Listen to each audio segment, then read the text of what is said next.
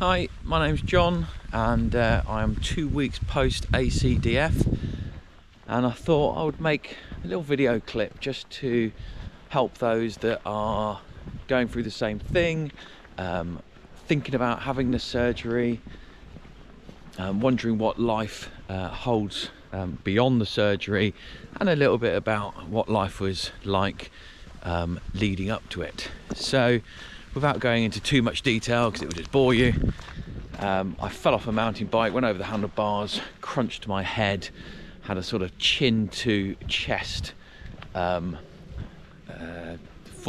I can't figure the words for it there, but basically prolapsed 2 discs, C3 and 4 and 4 and 5, and that gave me a lot of neuro symptoms, a lot of weakness, over time atrophy, in specifically rotator cuff, mid delt, anterior delt, long head of bicep. At the time I just thought it'd all be done and dusted. I was in the hospital, the surgeon said, right, we'll operate in 6 weeks time, get you squared, and you know, you'll be back doing your thing. And that just wasn't the case. So I don't know where you're watching from, but certainly in the UK the NHS is on its knees. Too many injured people and not enough doctors, just the reality of it, and everyone feels like they're the most important, but there's always someone worse, and that's what puts you up or down the waiting list.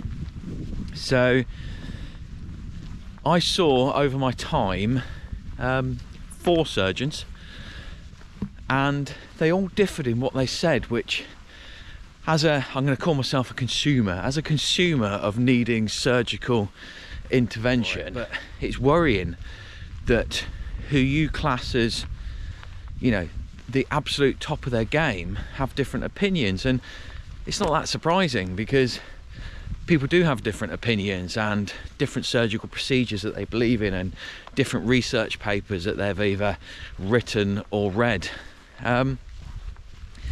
But you know, so for example, my questions, when will I be able to run again? And that went from anywhere from 3 months, well in fact 6 weeks. So, you know, one person said 6 weeks, another person said 9 months. I'm still actually not much clear on that, but my head is telling me about 3 months.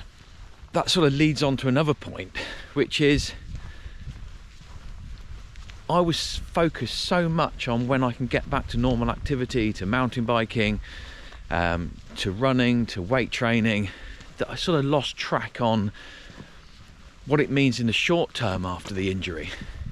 So, you know, I'm now 2 weeks and I've got this sight of 3 months. So for me, 7th of May, I can start running again, probably. Nothing's definite. But what am I supposed to be doing now? What can I lift? What can't I lift? What's the daily progression? It's okay, you know, I've read online that I think I can lift something like 2 pints of water, 2 pints of milk, or whatever it is. But for how long? You know, there's got to be some sort of progression there, and I probably asked the wrong questions before I went into the surgery. You know, as I say, I was too focused on what the future held. I'm just going to pause. Okay, I'm back. So there's a good website, myelopathy.org. I have to admit, in the first stages of my injury, I felt it quite useful. There's a community out there. A lot of questions can be answered, albeit everyone has their own experiences. But in the end, it got too much for me. And I don't know whether it's related to, you know, generally people that stay on those sites are because things haven't gone so well for them, which is a percentage of people, and that support group is really helpful. For me, I needed to focus on the positives. I really had to look forward. I had to know that I'm going to get on a bike again, or believe I was going to get on a bike again. Had to believe I was going to run again, believe I'm going to be fit again, you know, overcome, you know, what happened, not let it determine who I am now, you know. And I was absolutely adamant that I was going to have disc replacement, and my reasoning behind that is I wanted to carry on doing sport, to quite a high level. I say a high level, I'm an old bloke, but high level on my scale. Enduro mountain biking, snowboarding, all that type of stuff. And it just, my head said, if I get disc replacement, then I'm going to maintain some flexibility, because I've already lost flexibility from a previous snowboard accident where I fractured my neck before. I've prolapsed 2 discs in my neck before. I think C5-6 has already fused itself. So I'm pretty stiff around the neck anyway, and my job requires that I maintain functionality, let's call it. So yeah, went to a couple of surgeons to talk about that, and it was said that yes, I'm a candidate for disc replacement, and but both of them said they would have the cage, which is what goes in for fusion, on the trolley as well, and if they can't get the discs, the false discs to artificial discs I should say, to sit properly, then the cage will go in. But in the end, time ticked on and I was getting nowhere. No line of sight for the surgery, so I paid to go private, and probably the best thing I did. You know, the amount of money I waste on mountain bikes and all sorts of gumph, and I seemed reluctant to pay for my health, which is the most bizarre thing. Maybe it's because it was psychological there with it not being a tangible thing, but it is in a way, because the tangible thing is your life beyond this injury. So anyway, had this meeting with a surgeon, and he said to me that disc replacement isn't the answer. He didn't believe in it, and he didn't believe in it because of the research that he had looked into, and there was evidence that after about 18 months the artificial disc will fuse anyway, so you're just delaying that fusion and paying more for it. 9 years ago I prolapsed L4, L5, and that led to a numb leg because it went untreated, and so I had a very weak left leg from the knee downwards, and then it probably left me over the years. You know, strength was negligible, but my outside of my leg and my half of my foot was numb. Well, somehow this injury has brought that back on again, but I can still walk. It's just a little bit awkward.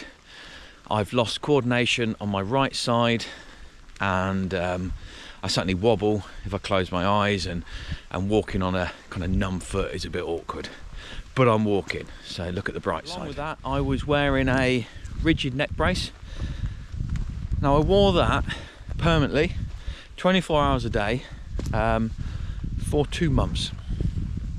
And then I just felt that I needed to get some movement in my neck. The operation was coming no time soon, and I just didn't want all my neck muscles to waste away. Now there's no doctor that told me that, it's just what my head said. So what I did was, gradually decrease wearing it. So I'd sit on the sofa watching TV, and I would take it off because I was in a fairly controlled environment, and then I'd put it on when I was moving around. Eventually, that led to not wearing it in the day at all, but then I would wear it at night. So for the full 8 months before surgery, I wore it in bed. Now, I don't know whether that was the right thing to do. As far as the operation goes, I went in one day. In the morning, I had the operation that day. I stayed overnight and I was released the next day. The good news is, all those things, all those risks involved, 1 in 100, 2 in 100, whatever, of bladder dysfunction, not being able to walk, etc., etc. None of those happened, as you can see. As I say, I'm 2 weeks post-injury, post-operation, sorry. I do roughly 8 miles a day. So all good there, and actually, although I got told off by everyone that knows me, I did a 6.5 mile walk 2 days after surgery. So I started doing some resistance training at the 8 week point. Probably a bit early because my neck was a bit sore. I certainly didn't put anything on my shoulders, and I didn't put anything on my shoulders until, well, I haven't yet since the accident. That just doesn't seem very sensible. And I literally started with a 20k Olympic bar on a bench press, and doing certain things. My right side was much weaker than my left side, but I just dealt with it. There's no point thinking, oh, I was this, I was that, because you're going to just live in a life of depression. Before my accident, I was training twice a day, so I would have a 4 to 6 mile run in the morning, go to work, etc. Do anywhere between 45 and 90-minute weight training sessions in the evening, and that didn't include my cycling, so that's where I was before, and it's where I want to get back to. That's the ideal. What I haven't really been able to establish at the moment is what are the heightened risks. What's different after the operation to before the operation? Is my neck more fragile? Am I going to be more susceptible to injury? So if my neck is going to be now less flexible, if that happens again, the likelihood of it doing more damage is probably up there. But then when you're doing any sort of extreme sport, then you're taking a risk, anyway. So yeah. Just something my wife said when I was talking about going back to mountain biking. She said, I need to think of the family, think of the kids. I've got 2 young ones. And that's a really good point, because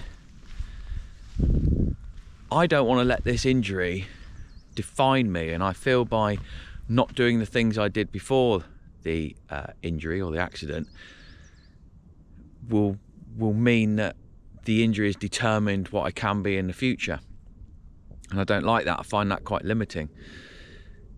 But is that me being completely selfish? Because I'm putting myself, if I do go back, and there's no guarantees I will, but if I go back, am I putting myself at unnecessary risk, with the possibility of not being able to run around with the kids?